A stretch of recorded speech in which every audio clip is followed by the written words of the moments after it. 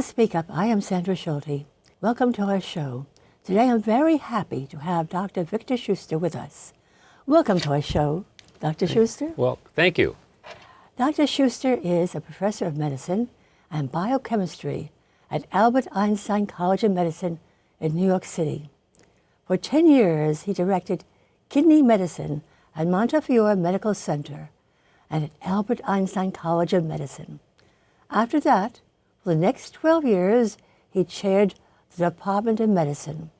That meant he represented over 500 academic physicians and scientists. During these leadership positions, he learned how to negotiate effectively with and between the hospital and medical school on the one hand and the faculty members on the other, balancing the interests of both. Dr. Schuster, why should we devote an entire conversation to negotiation? Isn't it something you and do only a few times in your life? Say, for instance, when you buy something big like a car or a house. It does seem strange to talk about negotiation, yes, but we do it all the time, every day. You and I had to decide on a date to do this conversation. Once we decided on a date, we had to talk about what are we going to do? How are we going to structure this? It wasn't preordained. We were negotiating. We negotiate with our children, with our employers, with our spouses, with the cab driver. We do it all the time. We have no training in it usually. It would be better if we did. Is there one way to negotiate, or are there nuances? There are different ways to negotiate. Let's take a couple trivial ways off the table. So, for example, you're buying a car and you've done your homework and you think you know what the car costs the dealer. If you're wrong, that negotiation folds, right? So that's kind of a trivial example. If you're wrong, it folds. Sometimes the issue just isn't worth it. You know, you may think you're a great negotiator, but you're standing on a street corner in the rain in Thailand, and cab after cab is coming by as you try to whittle them down by $1. Forget about it. Pay the $1. It's raining. Go to your hotel, right? Or the Middle East right now, too hot, just too hot. One can't even start to sit and talk about negotiations. Okay, so those are two things we can just move off to the side. Another thing that I'd like to move off to the side before we get into this is split the difference. Splitting the difference in a negotiation is usually a bad deal for both parties. And the reason it happens is because you or the other party is just anxious and fearful about negotiating. So you just want to get it over with. Let's just split the difference, right? And then we're done. Oh, good, we're done. Bad idea. So let's talk about real negotiation. You have to think about two different scenarios. My wife and I were in Morocco. We're in the souk in Meknes. There's a guy there with a Berber rug. He wants $15,000. What do I offer him? I've never seen him before. I'm never going to see him again. If I insult him, I insult him. So I offered him $2,000. Oh, you Americans come here. I work so hard. This is right.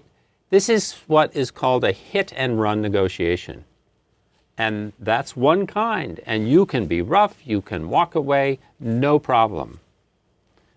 But that's not usually the way it is, other than for a refrigerator or a car, because often we negotiate with someone with whom we're going to have an ongoing relationship, right? Right. And there, it's a very different game, because if you try to do these sort of used car salesman, aggressive approaches with someone with whom you're going to have a relationship, you're going to spoil the relationship at the start. It'll be set on edge from the beginning. So you have to take a different tack. And what is that? I lecture on negotiation, and at some point I have them do a mock negotiation with each other. People pair up. And then I say, and now I want you to arm wrestle your opponent, right? So we would do this, and I would say start, and I'm going to give money to the person who pins their partner the most times. And you know, one time I was doing this in a room with 100 people, and I said, start arm wrestling. And I see in the back, these two people whisper quickly, and then they just start to go like this. And why were they doing that? They were going to take the money that I gave them and divide it between them. And that's called win-win negotiating. And that's really your only best option when you're negotiating with someone with whom you're going to have a long-term relationship. And that means you have to discern, what does the other party want? Not what is their stance, but what do they want? What are they thinking? And then you have to communicate what I want and what I'm thinking. And then try to grow the pie bigger, if possible, so that we can both benefit and split the increment between us. It's not easy. We were buying a television, my wife and I. We don't really watch television, so this was for the guest room. The guests were complaining that we had an old television. We looked one up online. We decided to buy locally, walk down to P.C. Richards on Broadway, and there's the television. And the salesman said, okay, it'll be this much money. So right away we said, no. On the internet, it's only this much money. He said, okay. And then I said, well, I think it's still too much money. This was a hit-and-run negotiation. I'm never going to see him again. How much? Too much. I said, it's $100 too much. Fine. I'll take $100 off. All right, we're doing the deal. He says at some point, now, for another $100, you need a extended service warranty. I said, my friend, they don't work. They're not worth it. And we never watch television. It's not going to break. I said, but I'm guessing that you don't get a commission on the sale of the television, but you do get a commission on the sale of the extended service warranty. He said, that's right. I said, I'm really sorry, they're just not worth it. He said to me, let's take another $100 off the sale of the price of the TV, and then you can use that $100 to buy the extended service. I thought, this guy's doing win-win negotiation, right? It doesn't cost me anything. He gets something out of and we did the deal. So we had to learn about each other. I had to confirm that that's how he got his commission. That allowed him to construct an inventive, creative solution, and we both benefited. So that's really an important distinction. Are you in a negotiation where you're not going to see anybody anymore, it's a one-off, or are you going to have an ongoing relationship with the person? If that's the case, win-win is really the key.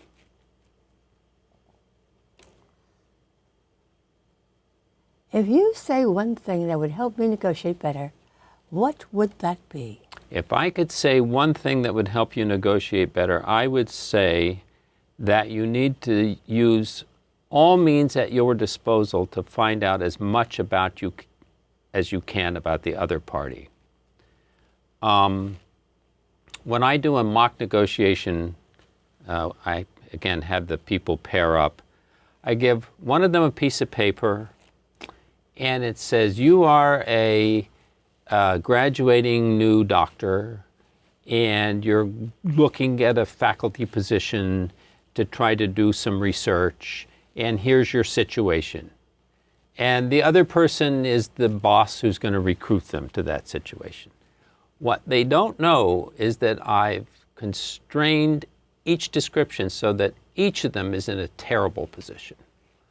the poor young graduating doctor hasn't had their papers published and they haven't had any offers anywhere and da-da-da. And the professor hasn't been able to hire anybody and his chair said, I'm going to fire you if you don't hire somebody. So each of them thinks they're just in a really terrible spot.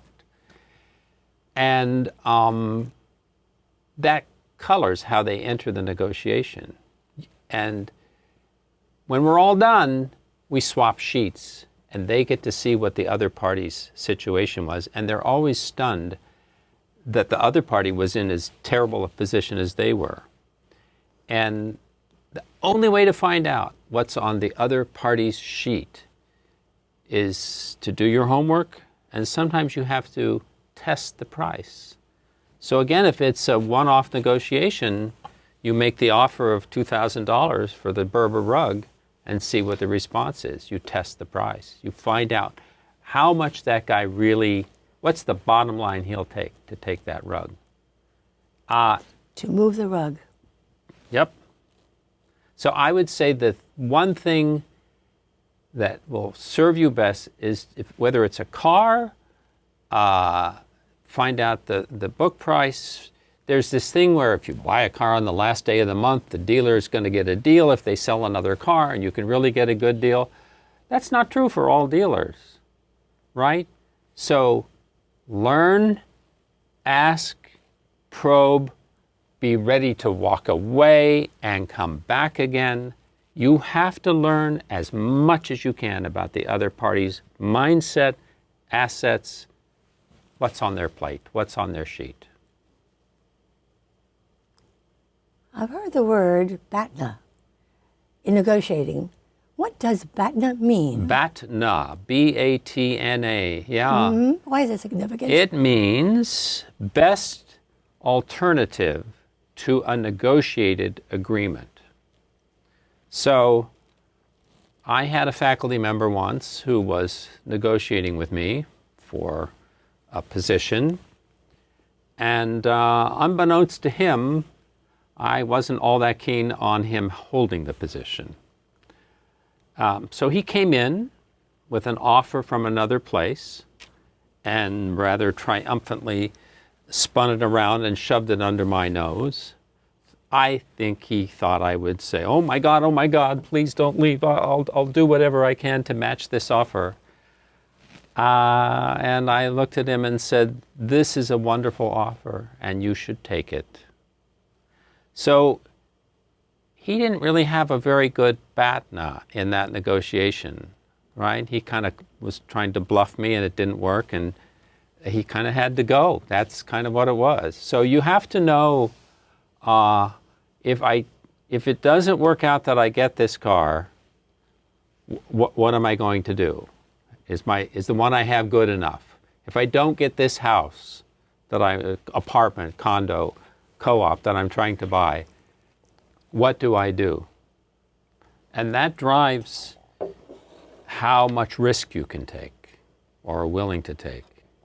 So, as I like to say in World War II, the Japanese didn't really have a good BATNA, and they turned down an offer for a surrender, and it turned out very, very badly for them. You've got to know, if this doesn't work out, what have I got? Where am I? And therefore, how aggressive or not do I need to be in this negotiation?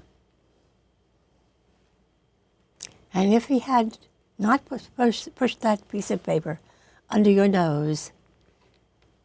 I still don't think I would have Hired him. hired him. But as I said, you know, sometimes that degree of aggression is like walking in with a bomb strapped to your chest. You know, this is my stance. This is what I want. Yes. If we'd had a win-win conversation, what do you want? Right? What are you looking for in your career? What is your next step? What do I need? Can we make a match between those two? Moreover, if we make a match, can we grow something for our entity that will be good for you and good for me And then we'll waltz off into the sunset together, rather than having you leave in a huff. Yeah. Win-win is usually best. Not easy to do. I think what you last said was very, very helpful. I don't like conflict and confrontation. I like to negotiate by email. If someone says that, is it a good idea? Oh, negotiating by email. First of all, I think email is good for meet you on Thursday on 10th Avenue at 10 a.m., right? Email lacks all nuance. Look at it. Look at me use our hands. You shift your body language. We're looking at each other. There's all that nonverbal communication happening. None of that is available by email. Try being funny by email. Try sarcasm. Try, it falls flat over and over. So all the nuance of a live negotiation in which you can think on the fly, the transfer of information is verbal and nonverbal. It's all gone in negotiation. Well, if a person's not very good at thinking on the fly, but they're better thinking by email. It's a great question. So a negotiation in person is almost never done in a single meeting. It has to be done in a series of installments. If the other party says, well, you have to decide today or it's over, walk away. If your BATNA will allow you to walk away, because that's a pressure tactic. A really honest, sincere negotiation occurs in a series of steps. One, I hope, doesn't go to the altar to get married after a single date, right? It's a series of installments. And that really needs to be the way it is with a negotiation. Today with Zoom, you can capture a lot of this on Zoom. So it doesn't have to, if you're in New York and you're going to take a job in Los Angeles, you don't have to keep flying out there for in-person meetings. But email, yeah, you're right. Email gives you time to think. But if you're in a one-on-one and the person says something and you can't think of an answer, the answer is, I'm going to need to think about that and get back to you. Or in negotiation, they'll say, you need to, quote, go to the balcony. Sometimes the two parties in a really serious negotiation, one party will say, we're taking 2 days off and we'll come back to you and continue this conversation. That's perfectly fair. That should be perfectly fair in an honest negotiation. Yes, because there's this texture there that you need to think about. You have to think about. New things occur to you. You go bounce it off your friends, off other people. You need time. You need time. A rushed negotiation is a terrible negotiation usually. Is salary or sale price the only thing worth negotiating? If not, what else? Right. I was on faculty at the University of Iowa in Iowa City for 5 years, and it's a state institution. And there was a day in the spring every year where the newspaper, the Iowa Press-Citizen, published, I think mostly on one page in about, 5-point font, a table of all the salaries of every employee of the University of Iowa. By law, they had to do this. The newspaper ran off many extra copies of that issue every spring because every employee of the university bought, if they didn't subscribe to the Iowa Press-Citizen before, they bought a copy that day. I was an assistant professor. You can be sure I bought a copy that almost with a magnifying glass I found myself, verified that the number was accurate for me. Next, I looked at a few of my colleagues in my little group and thought, well, that's interesting and that's about right and whatever. And then I thought, wow, that chairman of medicine, Dr. Abood, he runs this great big thing. I wonder what he earns. And I found his name and looked it up. And I remember thinking, no, no, no, he makes more than that. That can't be right. And years later, I became a chairman of medicine, and you know what? There's lots of ways around that. There are bonuses. They don't appear on a spreadsheet as salary. You can present the spreadsheet to some entity that wants to know that you have proper alignment of all the salaries, and you say, here are the salaries. Look, aren't they wonderful? And yet there's a bonus around the back door to this person or that person. Child care. We have young women in the workforce. It's tough on them, and a lot of the burden for child care at home still falls to them. They should negotiate either for the extra money as a bonus or for free child care or discounted child care, etc. When we bought that television, we finish it all up, right? I got the $100 discount. I got the free extended service warranty.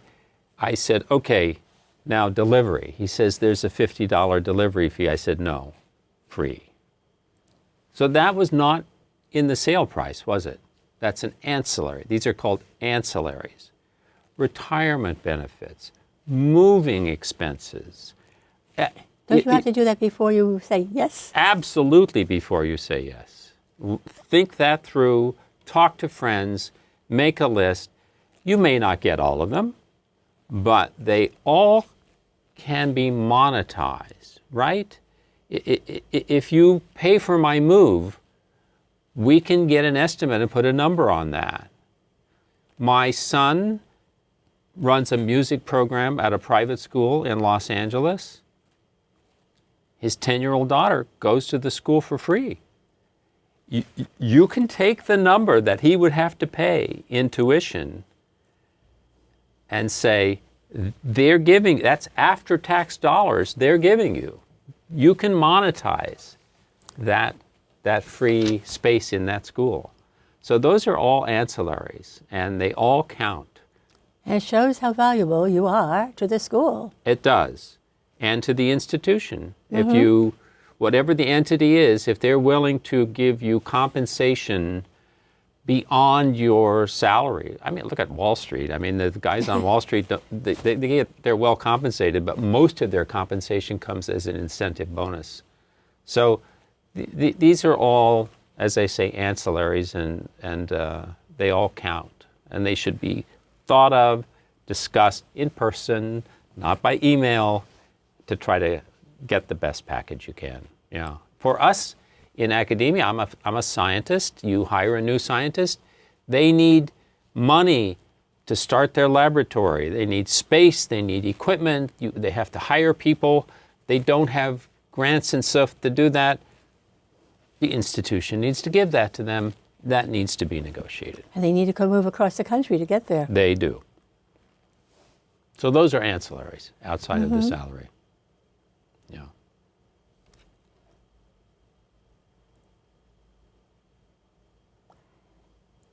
Do women and men negotiate the same way? And minorities also? That's a great question. Let's just talk about women. It's emerging that it's about the same as for men, for minorities. But if you set up a negotiation exercise in a psychology class, and there was a famous one where the recruiter said to the woman candidate, in the job I'm looking to hire you into, you will need to negotiate on behalf of my company, and therefore, in this negotiation about your recruitment, I am going to be watching how you negotiate as an indicator of how you will negotiate for my company out in the world. In other words, go at it. And in that experiment, if you will, men and women negotiated exactly the same. So that says there's nothing intrinsic about a man's ability to negotiate or a woman. But I'll tell you another experiment that I think gets to the issue. But nevertheless, is one more effective than the other simply because they are male or female? Yeah, it's not in your genes, it's not in your hormones, it's in the cultural situation. So another experiment was done as follows, and I'll be brief. They had actors, and one person was the recruiter and the other was the candidate. Sometimes one was a man, one was a woman, they mixed it all up. But anyway, it's as if we were sitting here and you were recruiting me and I was the candidate. And at some point, the script said that the recruiter should ask the candidate, tell me about your leadership style. And the candidate responded with one of two scripts, depending on the scene, the way they cut it. One was called the agentic script. Agency means getting stuff done. The candidate would say, well, you know, you got to break some eggs to make an omelet. You know, I'm pretty tough. I expect a lot out of my employees. I kick butt when I have to, and I get the job done, and, you know, that's my leadership style. The other answer, scripted, was called the communal style. The candidate would say, I get all the stakeholders at the table. I need to hear from all of them. If they don't talk spontaneously, I call on them. And, you know, that's what we do. All right, so people watch the movie. And if the man gave the agentic answer, they would answer, yes, I would hire this person. If the man gave the communal answer, they'd say, nah, he's too weak, he's too nice, I wouldn't hire him. Now, if the woman gave the communal answer, they also said, nah, she's too weak, I wouldn't hire her. If the woman gave the agentic answer, what do you think, Sandra? People watching the video said, I wouldn't hire her, I think she'll be difficult. So that's the problem. There's inherent sexism embedded in our society, and it infiltrates. So what's a woman to do? You shift it around. You say, I want to bring greatness to your company. I need everything the guys get so that I can make you famous and rich, and hire me, because that's what I need to do. Do you have any final advice, Dr. Schuster? If you want to negotiate well, you have to watch this show, and you have to get some books and practice. Practice, practice. Dr. Schuster, thank you so very much for coming on this show. Until the next time, this is Speak Up. I am Sandra Schulte.